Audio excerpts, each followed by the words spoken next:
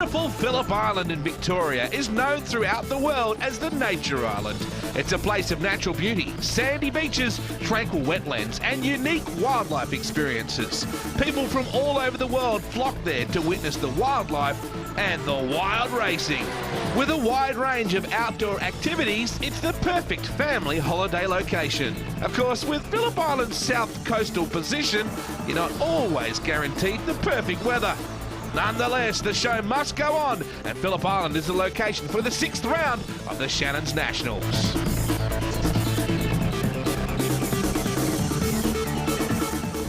Well, you know this place, you love this place, 4.46 Ks, high speed, high thrills racetrack. Lap record in the low 1 minute 20s and an average lap speed in an F3 car at least of over 190 kilometres an hour. Turn 1, one of the fastest corners in Australia. Pretty awesome to go and watch racing cars go through there. Turn 4 is a great opportunity for overtaking. Siberia is another passing opportunity, the southernmost corner on a mainland racetrack in Australia. MG is another passing zone as they come over the daunting Lukey Heights. That's Phillip Island.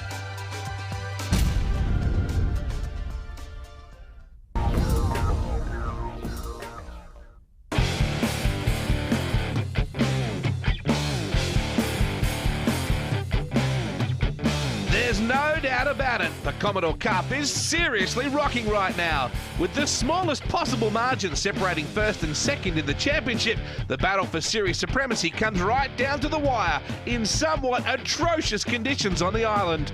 Michael Tancredi and Adam Lloyd know that a win today is a major shot in the arm to their aspirations. But with former champ Marcus Sakanovic leading a determined field of Holden heroes, anything can and probably will happen. While it's cold and windy, things are certainly heating up in the race for the Commodore Cup title. And as always, it's a mix of young and old at the top. Let's catch up with one man still in... Tancredi and Lloyd, it is really coming down. Ross McGregor and Marcus Sakanovic also. Alan Hill, oh no! This is not good. Someone forgot to put the bonnet pins on Nick Parker's car and they'll be getting a fair turn kick up the backside. Yeah, a bit of a spray, I would say, literally here at the island. Atrocious conditions. Parker, fortunately, will be able to put the bonnet down as we have a look at your grid. And the Z-Man is on pole. Marcus Sakanovic, Christian de Gosten joins me in commentary. He would normally be out there in Commodore Cup competition. Has certainly raced for many years in the category. Away we go in slippery conditions. Sakanovic away smartly. Here comes Fontaine having a good run as well. Christian, could the conditions be any worse? No, actually, I'd rather much be up here with you today, mate, than out there on the track, because that looks atrocious. Look at the visibility there. It's absolutely none. Oh, dramas for Tancredi. The series leader has not left the line. A devastating blow. Lloyd won't be able to believe his luck right now. No, that'll do his championship a world of good as they all tippy-toe around turn 1. Marcus is gone. Sakanovic, a rare mistake from him. He's kept the speed up. He should rejoin the field, but probably at the back. Oh, he's still out there. That would feel like an eternity, wouldn't it? There is absolutely no traction out there on that wet grass on those Dunlop tyres. There just be nothing at all for him. The top shelf entry is just away now. So Tancredi has given himself a huge uppercut in missing the start. Don't know why the car didn't get off the line. We'll try to find out throughout the course of this race. Rest of the field making their way through. There is Parsons in the 71. Now, this is a difficult game racing in the wet, Christian. What do you have to do differently in this condition situation than you would in the dry? Well, it's because of the track's such a high-speed circuit, it's impossible to get any grip whatsoever, obviously because of the conditions, it's so cold. But also, too, trying to get some tyre temperature early up, as you can see, as the boys just put any sort of power down, the car just wants to step sideways and turn itself around. And especially coming up over here to Lukey Heights and down into MG, it'll be just absolutely diabolical to try and keep the car on the black stuff. Domashans is the leader in this battle right here, but this guy is a giant killer. The Adams Auto Electrics entry of Adam Lloyd in the older style body car and is a mighty proposition here in the wet. He goes by Domashans, the first of the accent cars in behind. Lloydie, he almost threw it away right then. Yeah, Lloydie, he's got himself a good bit of equipment there. That is the old ex-Jeff Emery car, which has had more hits than Elvis, so it should be nice and soft in the chassis and be able to get its power down. Nice move around the outside here. Just keeps the power on, and sometimes around that Phillip Island, the outside line in the wet is quite fast circuit. Well, look at this in the moment. Lloyd is your leader and getting away here at the moment. Jeff Fontaine having a pretty stout run in third position. And you know that Marcus Zekanovic in the all-black number 71 has a lot of work to do to come back.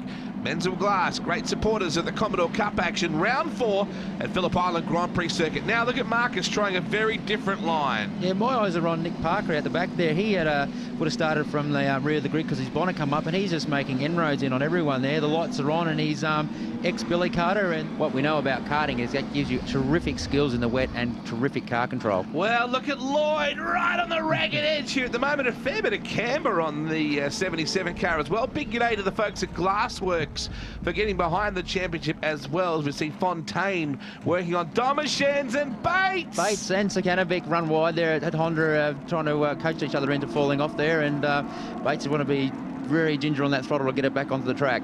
Well, Marcus unfortunately just followed him in. Oh no, they're both jammed. Oh, Bates drives away and Marcus is absolutely buried. Now Marcus would be having a few choice things to say. Oh, look at the rain. It is torrential. Here is where Bates just spears off, unfortunately, and Marcus had nowhere to go. He couldn't really turn in behind him. That happens a lot where you follow someone in. Yeah, you sort of try and follow the guy in, and obviously both guys didn't want to lock a tyre up there and didn't want to get caught in the mud, but unfortunately for Marcus, that's where he sat until they get towed out. Look at these conditions here at Phillip Island Grand Prix circuit. Atrocious, to say the least. Lloyd is your leader from Domashans, Fontaine, Parker, Parsons, McGregor, Brock and Hughes, but someone making big inroads after having a terrible start is Tancredi. Yeah, Tancredi's had started from absolutely last, and he's working his way through the field. Keep your eye on the black and orange car there. He's making a great job of this race. Now, word coming through, it was a clutch issue. That's why the car didn't get off the line. As you see, Parker, who had the bonnet come up on the warm-up lap. Oh man, that doesn't look like any fun at all. Mate, I am glad I'm up here with you because that is absolutely atrocious. It's cold, freezing, and the wind looks like it's blowing horizontal rain across the track. Parsons there in that 71 car. The guy is still making a heck of a race of it. Now we're seeing Zekanovic there in front, though he's actually not in front in the race itself, as Fontaine comes up the inside. Domashen's having a go as well, and Lloyd drift style. Yeah, no, Marcus just knows where to be if he wants to get some TV, but he would have been trying not to go a lap down there because he would have got towed out by the one of the helping cars there, but he's doing a great job. But here comes Parker back through the field. I think he's just taken over for the lead there. Yeah, what a great drive. The Kilper Motors entry is just charging. Here he comes with backing from the good guys as well in that number 39 car. Again, big thanks to Glassworks for getting involved in the championship as they head out of Siberia and now up towards Lukey Heights. Here is Parker. Good move on Lloyd. Yeah, and he's doing a beautiful job there, just tippy-toeing that car around, making sure he doesn't, get the power down too hard and step the car sideways, and just doing plenty of steering correction there. Now Zekanovic needs to be careful here because the race leader is right behind him, and he needs to make sure he doesn't impede him in any way. Slippery stuff indeed, I think, from Philip Brock and the Peter Brock Foundation entry. Yeah, that was a bit of actual tramp there. Really didn't want to go backwards there, but he did a great job hanging on to that.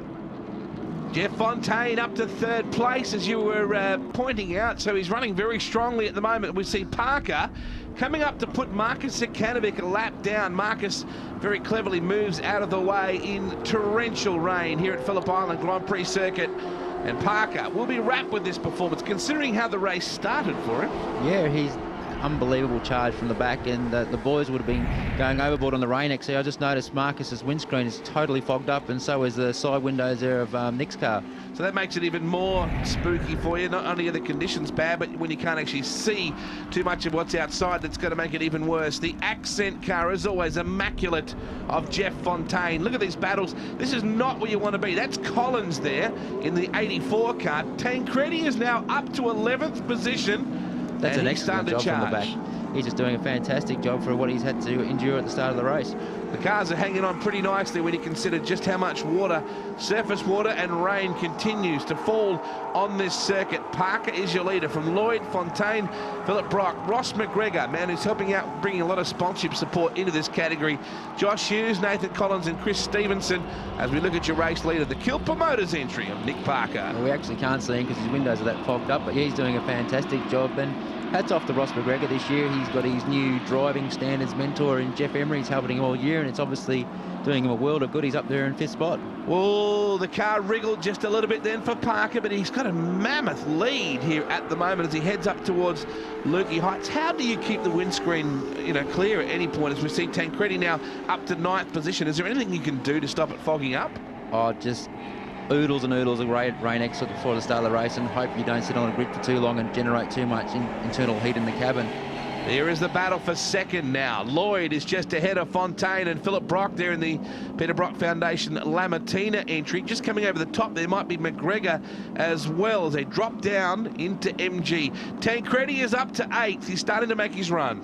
Yeah, we'll have to starting with a broken clutch every race and see how he goes. But Nick Parker's just look at that car control coming onto the straight. The car's getting a little bit of wheel spin coming into 4th gear there, and he's just doing a fantastic job hanging on to this car. There is a replay of the Super 1 karting entry of Collins. He's got a lot of speed as he's heading towards the tyre barrier. Got it buried there, unfortunately. Tancredi now passing Lloyd for 2nd place.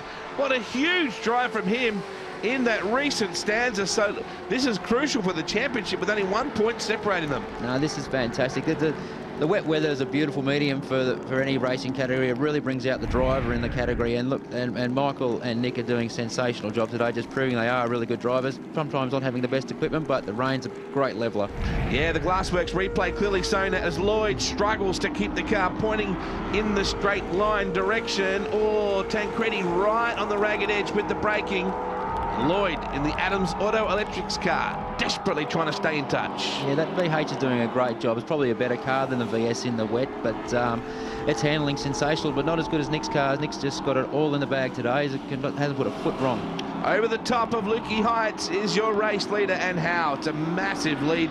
A lot of camber on that 77. Yeah, the VHs, you can actually get them out to 6 degrees negative camber, so it's fantastic for the wet conditions. It gets plenty of grip in the front for you. The weather is really set in here at Phillip Island Grand Prix Circuit. You're watching the Glassworks Commodore Cup round 4 action. And, well, Tancredi, a massive result from the rear of the field up to 2nd place, helped out a little bit by the inclement conditions and some of the hold-ups within that as Lloyd gets the car sideways again. But how about Nick Parker? Massive drive in the wet, Christian. Fantastic job, and I'd like to have given Tancredi a couple of little more laps because I reckon he would right on the tail of Nick there, but sensational job for 2 guys. That one started from pit lane and one started with a broken clutch. Excellent effort. Top shelf fruits entry just cruising across the line to get the checker as the hail starts to fall here as well. Why not? Might as well be freezing rain. Parker the winner over Tancredi. Lloyd, Fontaine, good job in 4th. Phil Brock, McGregor, Stevenson and Andrew Parker. Well, Nick, trying conditions, but well done in race 1 of the Commodore Cup. Yeah, always loved the wet weather, and the car was going really well and stayed out of trouble. We had a little bit of misfortune at the start with starting from pit lane, but luckily the car was quick enough to get through them all and get away with the win. Michael, 2nd place, mate, trying conditions out there. No, it was a pretty good result in the end. We broke a clutch cable off the start line and had to work our way back from last. It was pretty hard. I had to work really hard through the field. Couldn't see much of the track. But I'll tell you what, it was a good result to come back with 2nd. It's a good result with the championship in our points as well. Round 6 of the Shannon's Nationals continues in treacherous conditions at Phillip Island. Don't go anywhere. More from the Commodore Cup after this. Time for a look at highlights of race number 2 in very greasy conditions. At least the rain has eased slightly for this one. We look back on a massive field and certainly no room out there to put a wheel wrong, and that's exactly what happened. Yeah, Stevenson there just ran a little bit wide, going into turn 1, and I think that's where he'll probably finish up for the rest of the race there. The Aerial Motors Commodore in all sorts of trouble, and more dramas not far down the road. Yellow flag situation, not surprisingly, with a couple of cars stranded off the circuit. When we got going again, a good pass by Parker on Phillip Brock there in the Brock Foundation Lamatina car. Good close racing. Yeah, that obviously really suits Nick, the wet weather. Obviously dried out a bit since race 1, but race 2 just still very greasy out there. The boys are tiptoeing around. Parker, a massive drive from him. He went by Parsons and got himself into the lead. Dramas for Fontaine. He's got absolutely no control of that car in the wet grass. No, that's what happens when you lock a brake. You're a passenger. Safety car came out, but flashing of the headlights indicates the win for Parker. He takes it from Parsons, Zekanovic, Brock, Lloyd, Domashens, McGregor and Hughes in slippery conditions. Well, Nick, continuing a great day out there in Commodore Cup racing. Well done on victory in race 2. Yeah, really couldn't ask for much more this weekend. The car's going really well and we just stayed out of trouble, and hopefully this wet weather keeps up for the rest of the weekend. Marcus, third place in the Commodore Cup race too, but it wasn't all clean sailing out there for you at the start. No, typical Phillip Island in the middle of winter. It's the conditions are just freezing cold, and it was wet, and it was just pretty much who could, hang on the best would get through towards the end, and we sort of hung in there, and safety car came out. We finished third. It was a good result considering I come from the back after my poor race one effort, but we'll regroup and try and keep on with the championship.